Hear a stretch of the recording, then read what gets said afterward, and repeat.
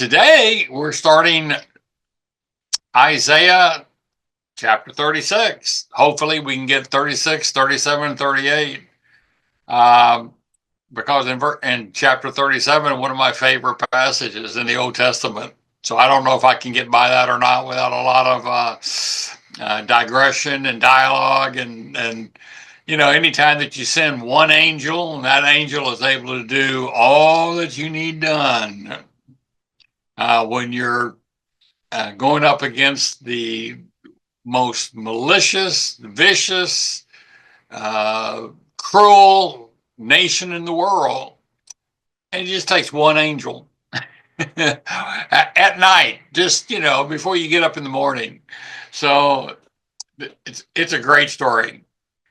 In the outline that I gave you guys, it's called the historic interlude on Hezekiah. Basically, you've got the history of Israel before, you're going to have the history of Israel going forward. But starting in chapter 12, you got everybody, what's the word I'm looking for? You know, every person who's not a conservative, rather, is all of a sudden going nuts because the style of Isaiah changes completely. And so, of course, they're going to use that to say Isaiah didn't write the whole book of Isaiah. And of course, that's conjecture. We have nothing that points to that except conjectures and presuppositions. But so between the history of Israel from chapters 1 through 37, and then really the history of Israel from 40 to 66, done more in poetry rather than prose. We've got a little interlude about Hezekiah the king. So what you have here in chapters 36 and 37, you're going to first of all deal with Hezekiah and Assyria. Okay? And then after he messes up big time, you're going to have Hezekiah dealing with Babylon in chapter 38. So the conquest of Assyria is repelled in 36 and 37, okay? Sennacherib's invasion and his siege of Jerusalem. He's not there personally. He's doing this through his armies and his army leaders. Now, this is happening sometime between 714 and 701 BC, okay? This is not my area of precision. So I don't know if it's 714 or if it's 701, but it's sometime between there that this is taking place.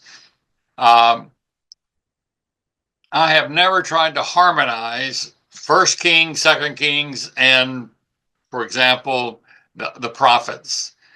So there are gaps. Well, let me rephrase that. There are things that are left out of some records. There are, and when you leave those things out, it's more than just events that are left out, but you jump from one time frame to another, and there's no evidence if you didn't have the rest of the Bible to coordinate it. And the bottom line is, it takes a little effort that I haven't been willing to give to get all these dates down. I've got some books to recommend if you want to do that. There's some outstanding books. One was by the Bible, one of the Bible profs that I had at Western Seminary. And if you can get anything that he did, you ought to get it. It'll be concise. It will be true. I mean, when I first had him, I said, this is what Moses must have looked like and sounded like. He was a little bit shorter, white hair, white beard, and the sweetest personality you could ever imagine. Who And was it, Dale? What's his name? Dr. Stanley Ellison, Mm. Ellisen. Okay. And he wrote a book called Knowing God's Word. I'm reading the title off my shelf here. Everybody should have that book. It's only this thick, guys, and it summarizes all the Old Testament books for you in a way that just is amazing. Okay. So if Dr. Ellison says it, I believe it. For me, that settles it. It's he's that good, or he was that good. Unfortunately, he died on the operating table. He was the one of the elder statesmen when I was at Western Seminary. Just impeccable. Just and you know, you've got a person like Dr. Allison that's so kind and sweet and gentle and wise, and then you've got a person like Dr. Rodmacher, who was the president of the seminary, who was a fire-breathing dragon. And so that's the dichotomy that we had. And so when we have a debate, and Stanley Ellison would be one of the people on the debate, I would naturally go to the other side because I mean they were so forceful and hammer the truth. And usually, some years after the debate, I'd be falling back into where Stanley Ellison had made his points. I said, I'm seeing more and more that this is the way I should see this debatable issue. So the conquest is going to be repelled by Assyria. Remember, Assyria is going to come down and just basically wipe out all the. It's going to take the northern kingdom, Israel, into captivity, and it's going to keep going. Okay, working its way all the way down to Jerusalem, and it's going to destroy all the fortified cities. Okay, and Galilee, and all the way down to Judea. So Sennacherib is doing this somewhere between 714 and 701 BC. Okay. So he's going to invade. Look at verse 1, 36:1. No fortified city withstands him, stands before him. It says, he has already come up against all the fortified cities of Judah and seized them. Now, if you're Jerusalem and that's just happened, how would you be responding? Now, remember, Jerusalem is a little different, right? Jerusalem is built upon a mountaintop, Mount Moriah. So it's a little bit more fortified. It's a little bit harder to seize and conquer. But you've got this enormous army coming down, and nothing is able to withstand it. So in verses 4-7, the question is asked, did the conquered cities of Israel not believe in the same God that Jerusalem believes in? And yet they were not able to stand against us. You're not going to be able to either. That's pretty powerful arguing.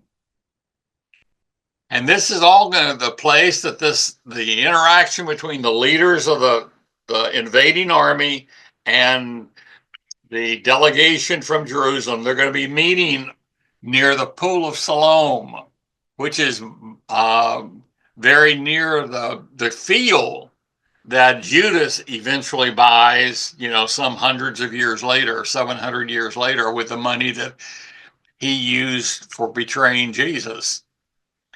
The Pool of Siloam. The Pool of Siloam is where the Hezekiah's tunnel ends up. So as you walk through the today, as you go to visit Israel and you walk through Hezekiah's tunnel, you end up at the Pool of Siloam.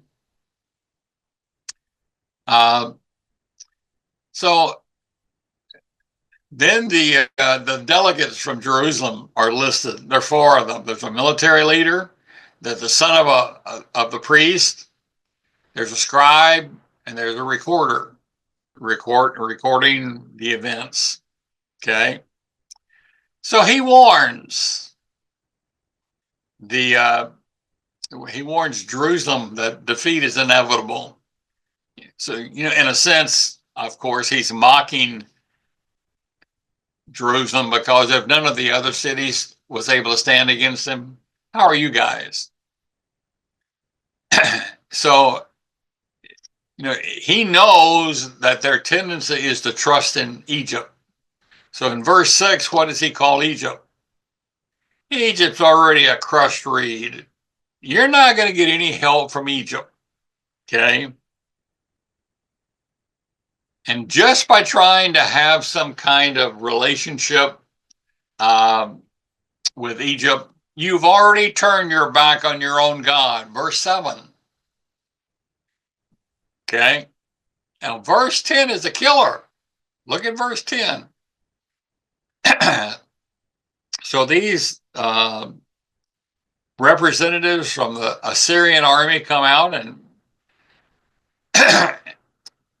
as they're speaking to the delegates from Jerusalem, it says, in fact, it is your God who told me to come and destroy you. Now, I don't know about you, but I think that'd be a little disconcerting. How do you suppose the people in Assyria distinguish between their God and Hezekiah's God, or the God of Jerusalem?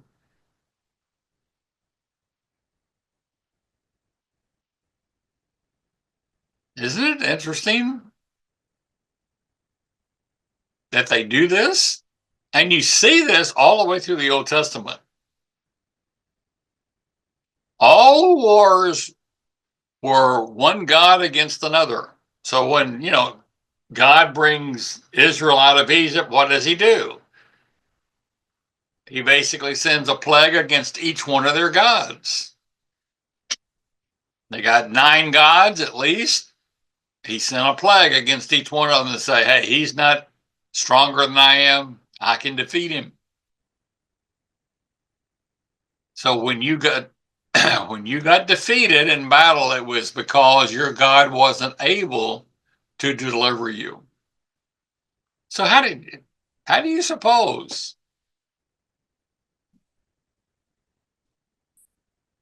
these guys distinguish between Israel's God and their God? Now, before you answer, look at your Bibles. Look at verse 16 of chapter 37. Let's see if that's the first usage. Yeah. Verse 16 says, O Lord of hosts, the God of Israel, who art enthroned above the cherubim, thou art the God, thou alone, of all the kingdoms of the earth. Thou hast made heaven and earth. God is the God of all the kingdoms of the earth. So, how does Assyria distinguish their God from Israel's God?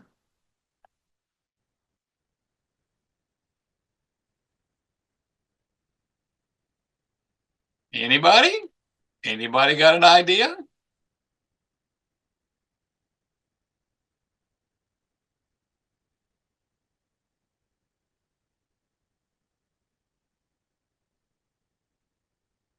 Well, guys, I take it, first of all, that because God is the God of all nations, he's the God that's being worshiped at least at times, in every nation. Okay? That's why you've got passages like Acts chapter 10, verses 34 and 35 that says that men from all over the world, well, let's read it because it's that important, I think. The old paradigm cannot answer this passage. Okay? It says, and opening his mouth, Peter said, I most certainly understand now. Now, the word now is not in the Greek text, but it fits beautifully with the context of chapter 10 of Acts. Remember, chapter at the beginning, God had to give Peter a vision of unclean animals on the sheet, dropped down out of heaven, gave it to him 3 times. Did Peter understand it? No, he didn't understand it. So right after he had that, here are the people, the envoy from Cornelius coming in saying, we've come to get you to come see our master, the centurion and I can't remember now the city where they are. Can you guys remember? Caesarea. Okay. So Peter goes with them after the Spirit of God tells him, hey, don't worry about them being Gentiles. You go with them because this is the mission that I want to send you on. So he goes with them. He hears what's going on. He understands that Cornelius, and this is important, before he ever hears a message about Jesus, he's a righteous man. Verses 1 to 4 of Acts and verse 22 explicitly say he's a religious, devoted, godly, righteous man. So what's he going to do with that? He's that before he ever hears the message that Peter is going to give him about Jesus. Well, Peter says, you know what I'm learning? I now know that God is not one to show partiality. But now look at this. But in every nation. Why? Because God is the God of all nations. Now in every nation, the man who fears God and does what is right is welcome to him. Now I know that the party line needs to tweak that.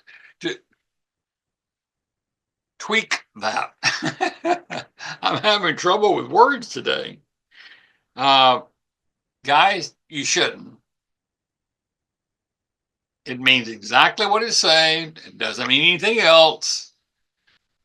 And what Peter is just now telling the whole world in Acts 10 is that any man in any nation who is fearing God and doing what's right is acceptable to him.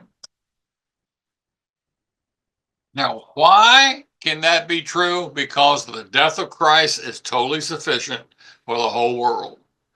So God can use whatever means he wants to forgive and draw people to himself because of the sufficiency of the death of Christ. Without the death of Christ, we all would be up the creek without the paddle. Okay? So, God is the God of all nations. He is revealing himself. If you've heard me say this, let me repeat it. There is no religion in the world that draws a person to God. Not even Christianity. We screw it up just like everybody else. So we've got a God that's either so just that he's not merciful.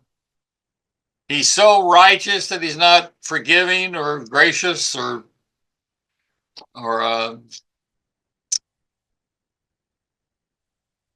able to reconcile himself to others. We've got a God that's been created after our own imaginations. And that's why Jesus came.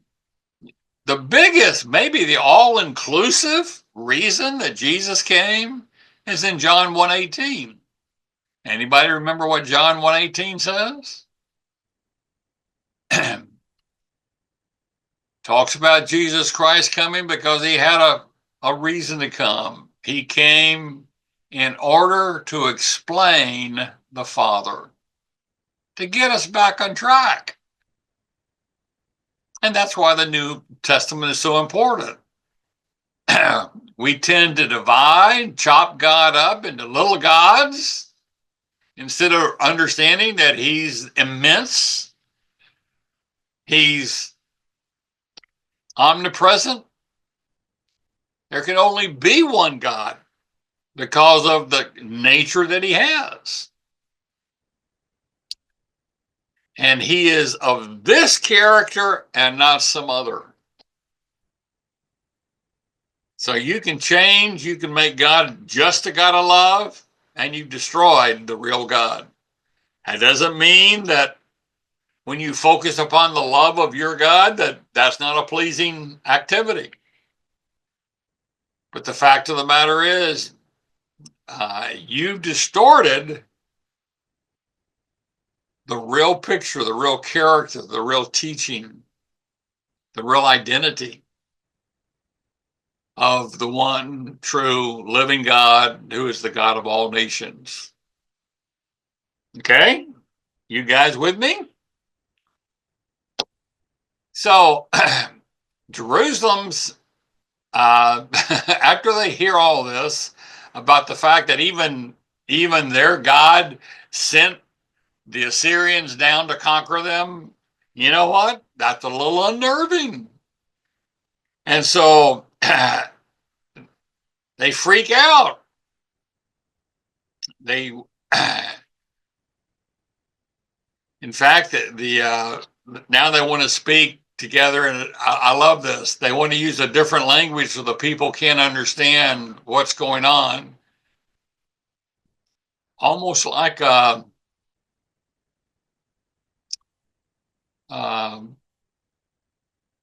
what's being done with the internet. Let's cancel different people because we're afraid of their responses to the truth.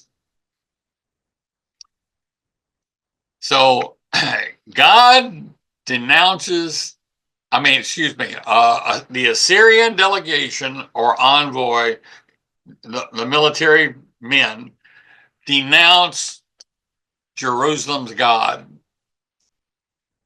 They're saying to the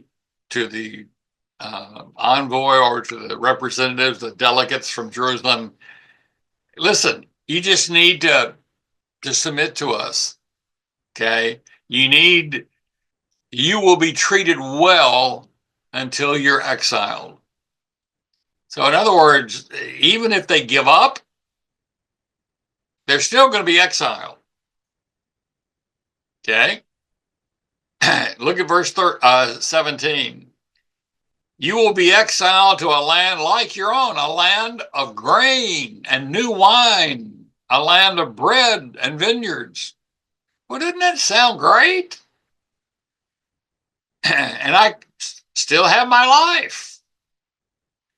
Basically, they're saying, if you surrender now, you'll live. If you don't surrender, we're gonna destroy you. Verses 18 to 20 of chapter 38, the principle is basically religion is no match for military might. Now, to show you the limits of my wisdom, this is pretty much exactly what Han Solo said in the first Star Wars movie, where he said, religion is no match for a good blaster at your side. Okay? So, that is still around today. We still believe that today. It's military might is what people depend upon. And this is the whole reason that God says, you know what? You need to walk by faith and not by sight. You can imagine looking out or over the walls of Jerusalem at 185,000 or more. There's probably many, many more than that. Assyrians camping around your city, and it doesn't look good. So Jerusalem's delegates are distraught. In fact, verses 21 and 22, they tear their own clothes, which was a sign of great despair. Now, what you have here, this is just a note for you guys. You might want to put this in your notes, that there's an omission of 2 Kings chapter 18, verses 13 to 16. And that's probably because it's going to be a little gap here. You're not going to know that there's a gap of several years. I don't know how many years, but several years between what's going to take place with Assyria versus what's going to take place when Babylon comes in next. Okay. So what you have here in 2 Kings chapter 18, verses 13 to 16, you've got Hezekiah inviting them in to see the city. He's going to basically try to buy freedom. He's going to give them a truckload of gold and silver. King Hezekiah agreed to pay a tribute of gold and silver for not conquering Jerusalem. Well, can you imagine how how offensive that was to God? And so what you have now is Israel sought counsel. In verses 1 to 3, it says, we melt away before our enemies. We think the war is dependent upon the biggest armies. Look at verse 3. This day is the day of distress, rebuke, and rejection. Woe is us, we're undone. Pray for us. Okay. King Hezekiah sends officials to ask Isaiah to pray for Jerusalem. Now, verse 7 is key. Mark it, put a star by it. Basically, Isaiah says, you don't need to worry about this guy. You don't need to worry about the whole nation of Assyria. Behold, I'm going to put a spirit in the commander. I'm going to send him back home because the king, the Assyrian king Sennacherib, is already in a battle back home. And the end of that battle is, while he is going to fend off his enemies, he's actually going to fall on a spear. Behold, I will put a spirit in him so that they shall hear a rumor and return to his own land, and I will make him fall by the sword in his own land. That's amazing. Without lifting an arm, a hand, God's going to destroy the nation of Assyria and keep it from conquering Jerusalem. So Rabshakeh threatens a second time. Now, he's the commander of the Assyrian army. Your God is deceiving you, he says. Your God has not stopped us yet. That's verses 11 to 13. Being weak or powerless before the world invites them to oppress us. That's a principle right from this passage. So Hezekiah turns to prayer. He first says, well, they've defeated all these other fortified cities because they've defeated false gods. Now, you need to stop and put your brakes on. Wait a minute. aren't these Israel's brethren? Aren't these part of the overall nation of Israel? Yes, yes, yes is the answer. But still, they've moved away from God and who he is. Okay? So they've defeated false gods. The gods who have been defeated are those imagined and built with their own hands out of wood and stone. Israel has created idols that they worship. And by the way, don't be shocked at that. Israel has never been a monotheistic people. They've always been a polytheistic people. That's a little shocker, isn't it? But yet that's what the scriptures say.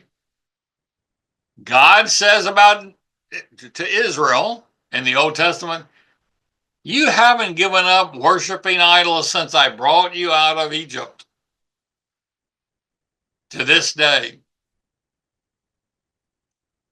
Okay, I'm trying to think off the top of my head. Let me see if I can give you one passage for that.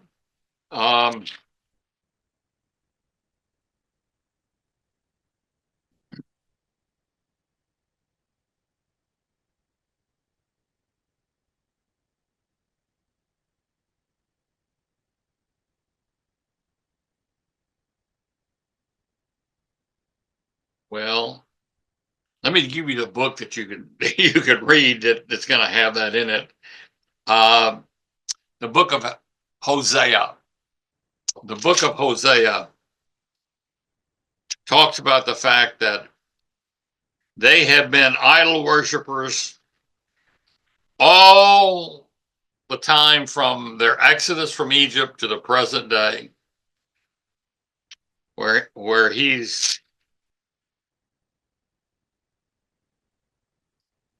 been raised up by God.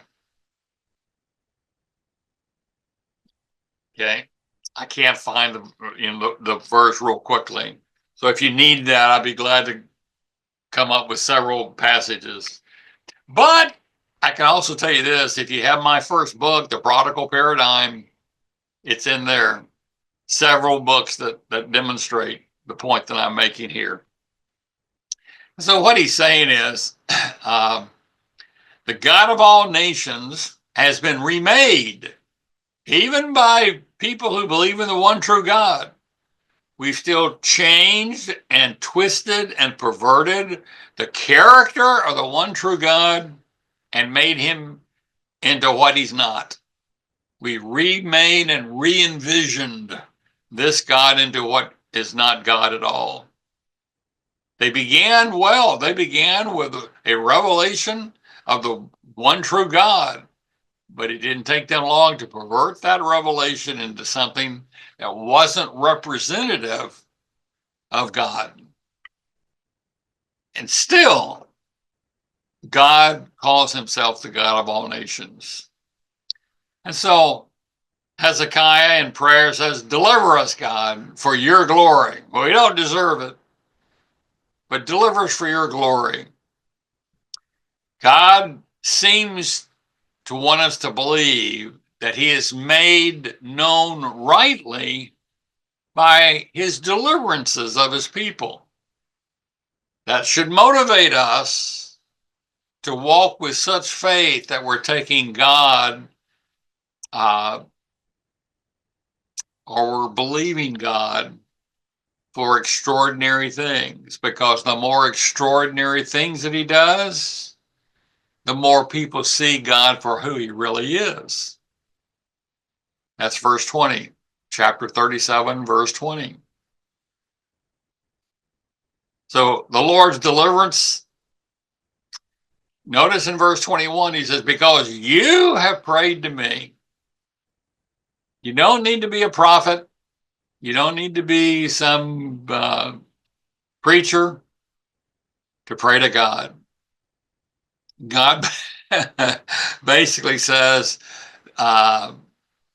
this guy, what's his name? Rabshakeh. This guy has picked a fight with me.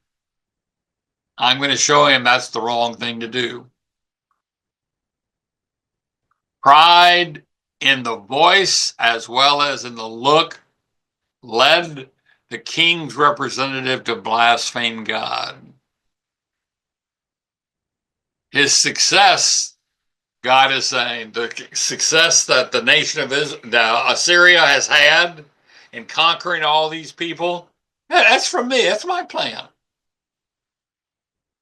It's according to my plan. The king of Assyria's success is due to the plan of God.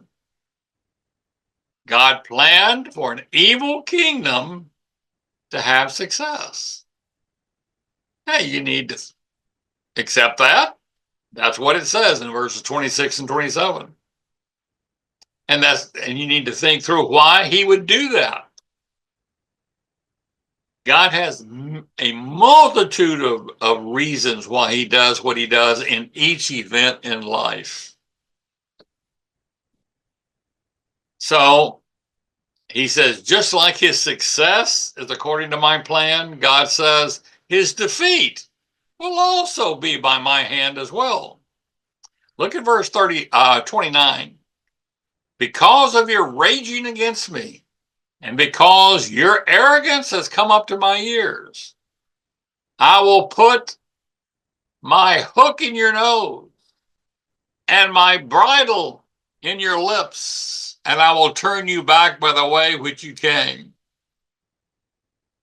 Now, look at verse 35. 37, 35. Notice that defending the city of Jerusalem is called or is referred to as saving it. This is, once again, the typical use of the term save, even salvation, in the Old Testament. It never refers to being saved from hell to heaven. It's being saved from enemies. It's being saved from sicknesses or from other disasters. That's what salvation means in the Old Testament. Okay? So defending the city is saving it. Verse 35. So the Lord, now in verses 36 to 38, these are my favorite, some of my favorite verses. The Lord fulfills his promise. Part of it is fulfilled plainly. One angel of God kills 185,000 Assyrian soldiers. Guys, that's what it says, verse 36. Okay? Now, what you should think about is this. I mean, there are so many things you should think about, but one of the things that God brought to my mind is that how would this make you feel if you know that an angel is watching over you? If you're trying to qualify for the kingdom, that is, if you're trying to walk with God, you've got an angel watching over you, according to Hebrews chapter 1, verse 14. The salvation that is meant there is the salvation into the kingdom that the Messiah is going to set up when he returns. If one angel can conquer or kill 185,000 Assyrian soldiers, you shouldn't have any fear. You shouldn't have any anxiety in your life because you've got an angel who has the same kind of power watching over you. How does that make you feel? I don't know about you, but God kind of is an over killer sometimes. I mean, he gives so many resources. He gives us so much, and we still end up paupers because we don't use it. We don't depend upon what he's giving us.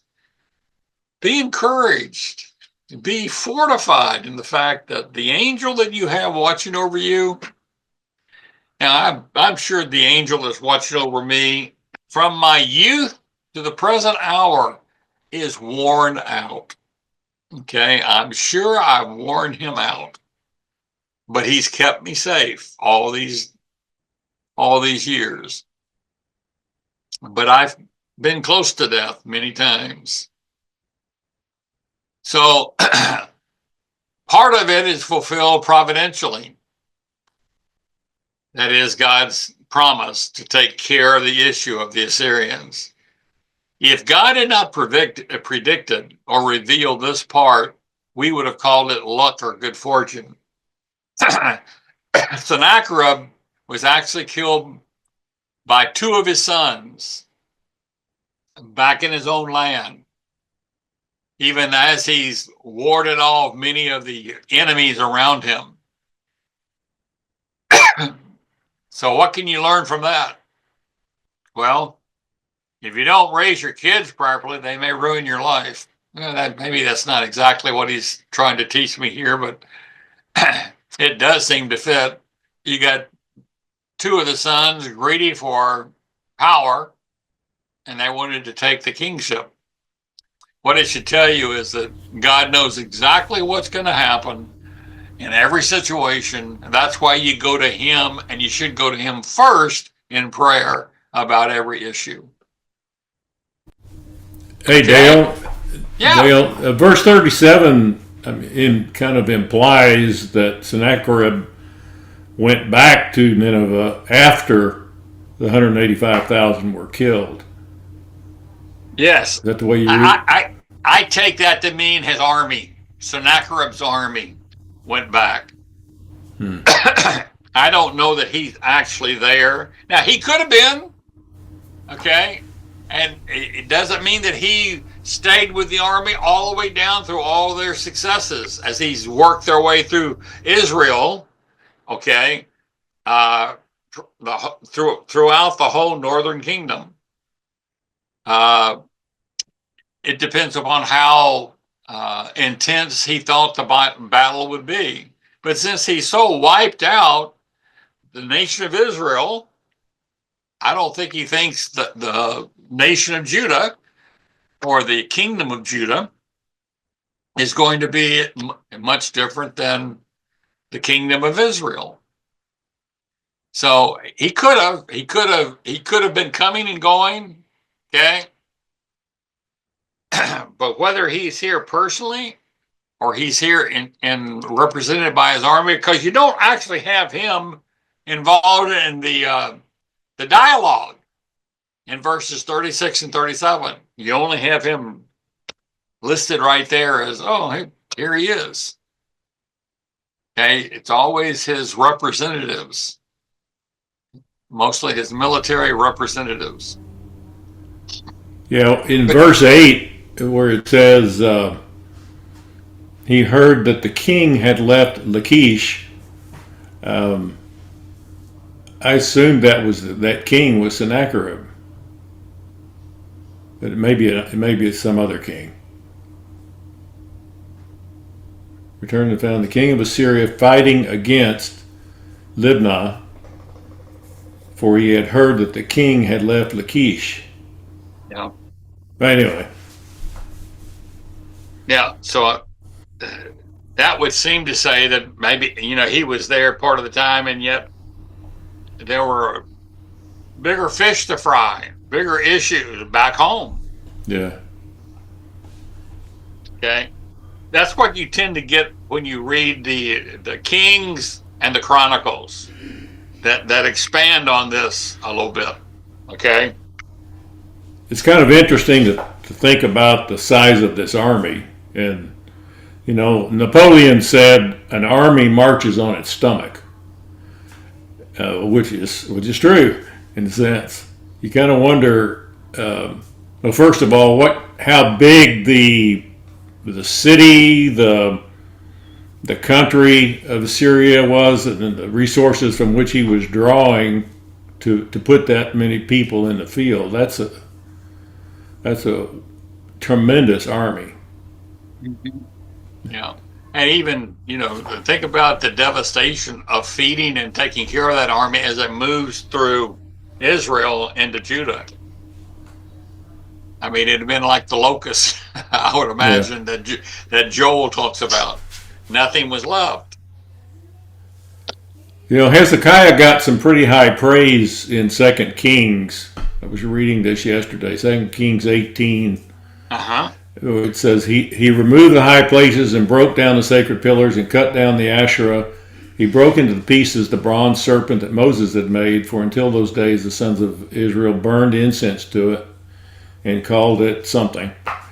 And then in verse 5, he trusted in the Lord, the God of Israel, so that after him there was none like him among all the kings of Judah, nor among those that were before him. That's pretty high praise. Of course, the same thing was said about Josiah later on. Yeah. I can't remember the chapter, And but then there, remember what he's talking about is there's none like him before him except for David. Because yeah, you'll find passage after passage that he says everybody is compared to David. So, yeah, yeah, bottom line is Hezekiah had a good part of his life. And that we're about to see right now is the basis for his prayer. He basically says, Lord, haven't I walked with you? Haven't I done, the things that have pleased you? So why am I dying so early? And God hears his prayer. So look at your outline, Isaiah 38:1 through 39:8, Hezekiah's sickness, his plea, and God's grant of his plea for 15 additional years of life. His sickness and supplication for mercy is in 38:1 to 3. His sickness is not identified here. But Hezekiah pleads before the Lord based upon his walk. That's to me, that's extraordinary. And what you just read from 2 Kings 18 is exactly right. He did a lot of great things. Okay? The Lord's answer to his prayer. I've heard your prayer. I've seen your tears. I'm going to add 15 years to your life. Verse 5. Okay? Hezekiah's prayer of deliverance and his recollection. This seems to be his recollection now of all the events. So this is kind of the afterthought. He thought of himself as in the middle of his life, if he's middle-aged. So notice that God only added 15 years of his life, then basically doubling it. So while God gave grace, he could have given more, but he saw that he knew that it would not be appropriate. This is exactly like when Jesus is at the pool of Bethesda. How many people did he heal? One man, even though they were sick, laying all around the pool. At other times, he heals every single person in a city. God's got his reasons for how he does what he does. A righteous life does not determine what God may bring upon a person. Book of Job explains this for us. The book of Job says, God says Job was a righteous person. There was no one like him on the face of the earth, and yet I'm going to turn Satan loose on him within limitations. Okay? If you look at verses 12 to 14, you see a lot of metaphors used in the king's prayer, which I take to be very interesting. And in case, for those unaware and blinded to the real deep things of the scriptures, chapter 38, verse 14 gives you the first Twitter account. Just thought I'd throw that out there. Like a swallow, like a crane, so I Twitter. I thought that was pretty funny. So he prays for healing. Okay? It is his rescue by God. He mentions his forgiveness by God in verse 17. By the way, what do you think was the means by which he was forgiven here? What means? Did he have to believe in Jesus? You know, a lot of different ways to be forgiven throughout the scriptures. Interestingly enough, believing in Jesus is not one of them. And yet, that's about the only one we ever hear about. We've messed up big time in many things. In verses 18 to 19, the dead cannot give thanks to God. It can be heard by the living. That's why he's praying, Lord, save me. I'll give you praise while I live, so that others can hear about your greatness. It is a promise of future praise. Chapter 38, verses 19 to 20. Note the process here. A righteous walk leads to a prayer based upon his righteous walk, which then God answers his prayer, suggesting that indeed his walk had been righteous. And he becomes proud because of his deliverance. Now, you don't get this here in Isaiah, but you get this in I think, 2 Kings, that the last part of his life was worse than the former part of it. I mean, it overshadowed the goodness that he had done early in his life. So God brings judgment after he keeps his word for adding 15 years to his life. That's, I think, let's see. Let me see if I got this right. Turn over to 2 Chronicles. 2 Chronicles chapter 32.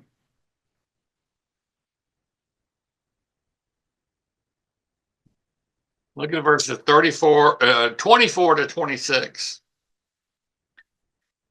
In those days, Hezekiah became mortally ill, and he prayed to the Lord, and the Lord spoke to him and gave him a sign. But Hezekiah gave no return for the benefit he received, because his heart was proud. Therefore, wrath came upon him and on Judah and Jerusalem. However, Hezekiah humbled the pride of his heart, both he and the inhabitants of Jerusalem, so that the wrath of the Lord did not come on them in the days of Hezekiah. Because God had blessed him, he became proud. Guys, we ought to become thankful for sure. But we have no reason to ever become proud like that. So Hezekiah is, I don't know if we have enough time for this, but Hezekiah is tested and found wanting in chapter 39. A delegation from Babylon. Now you got a time or a gap here time-wise. Assyria has already been taken care of. Babylon eventually has come over and taken Assyria. And now Babylon is coming into the southern kingdom, okay, Judea. So a delegation comes from Babylon, is received. They ostensibly came to congratulate him. I think this might be a very good example of Proverbs 23:6 or 6 to 8. Okay, where it says, as a man thinks in his heart, so is he. Not necessarily the outward show, but as a man thinks in his heart, that's the real person. What is he thinking? And so it appears that Babylon came in to simply spy out the nation of Israel or Judah, the kingdom of Judah, because they were going to come down and take that. So Hezekiah showed him all Jerusalem's treasures, verse 2, 39:2. I think this is part of the pride that's mentioned in 2 Chronicles 32, 24 to 28. A denouncement by Isaiah results. Babylon's captivity is predicted in 39, 3 through 7. Hezekiah's character is presented in verse 8. He doesn't seem to care about the coming captivity because he's going to be dead and gone. I get that. In my notes, I've got that's proof that he was a Democrat. But, you may not want to write that in there because he knows all the bad things that are going to result from the things that he did won't touch him. He doesn't care. Okay, guys, next week we'll start with Isaiah chapter 40, and we're going to be in a totally different ball game.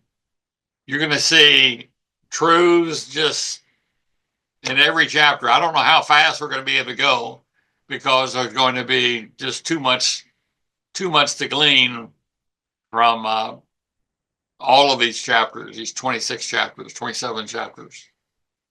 Any comments? What Nothing? an incredible passage about 185,000 Assyrians being killed. God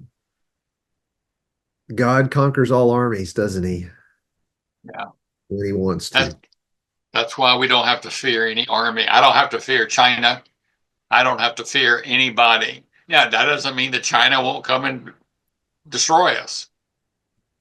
But God will take care, give us what we need. His grace will always be sufficient. Okay?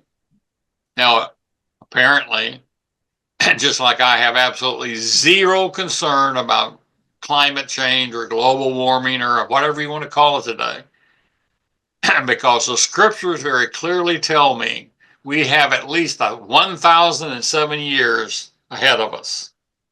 Nothing is going to happen to this earth that's going to destroy it before all of God's plan is worked out perfectly. Okay?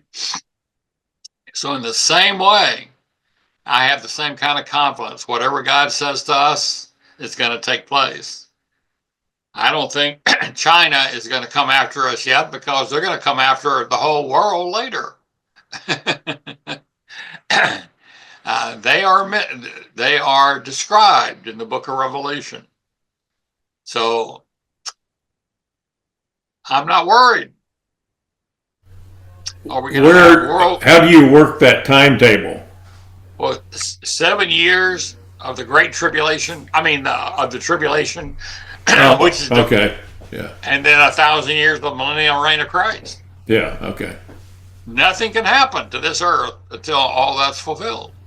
Dale, do you take China as Gog or Magog? I mean, how do you, what name? No, I don't. I take China to be the standing army of, what was it, 200 million people. And 100 million, I think. Is it one or two? I thought it was 100 million, but it could be two. They got a lot of people.